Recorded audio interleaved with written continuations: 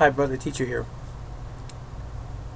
I have for years had an issue with dandruff in my head, and uh, always really noticeable when you wear dark clothing, a shirt or a jacket, when you comb your hair, the little flakes. And many of you who have experienced this issue with dandruff, you would know that to be true as well. And you would also know to be true the fact that dandruff is actually skin, it's skin cells or flakes. So we get dandruff throughout our whole body, if you want to call it dandruff. It's actually microscopic skin cell breakdown because our skin is always regenerating. Millions of skin cells we lose every day, and they're replaced by millions and millions of skin cells as well. That's our body regenerating itself, and the cells more specifically on the outside. So it's more prominent in the head that you can see the skin flakes that we commonly call dandruff. And oftentimes this is due to heredity, and even more so to an improper and unbalanced diet. Unhealthy oils through processed foods, for example. If you want to change that around, you can start consuming healthy oils such as avocado, coconut oils, beans and nuts and things of this sort to get those healthy oils, to include fish. So now you have dandruff. Can never seem to really get rid of it. Don't forget this point.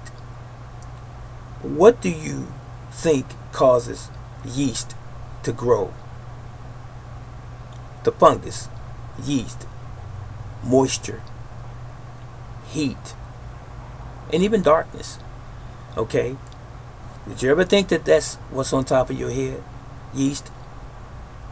I'm a witness. I've experienced this, and I continue to experience this. I have it under control to a great degree because I'm aware of the situation. Now, when your head is moist, you can take your fingernail, go to your scalp and scrape it, and you will end up with an accumulation of some material underneath your fingernail. That's yeast that's growing on your scalp. Now, when you have this yeast growing on your scalp, what's happening is that it's causing your pores to be clogged up, and secondarily causing you to not have the ability to produce hair in the amount that your body should naturally. In other words, you're blocking the hair follicles, and when people's hair start to thin out, a lot of times it's because their pores are blocked. It could be nutrition, like I said before. You could be lacking certain minerals, such as selenium and zinc even. But anyway, let's cut to the chase. How do we minimize or get rid of dandruff or excess oil in our scalp and the yeast along with it? What fights yeast? Two things that I know that are very good for fighting yeast on your scalp: apple cider vinegar and baking soda. When you take a shower, you can get you some baking soda, make a paste, rub it into your scalp, let it sit there for about 15 minutes, and rinse it out. What does baking soda have that's popular? It is a antibacterial agent and an antifungal agent as well. It kills odors, kills bacteria and yeast, ladies and gentlemen. So now, since you use the baking soda as a shampoo, so to speak, what would be your rinse? I'm glad you guessed this. Apple cider vinegar.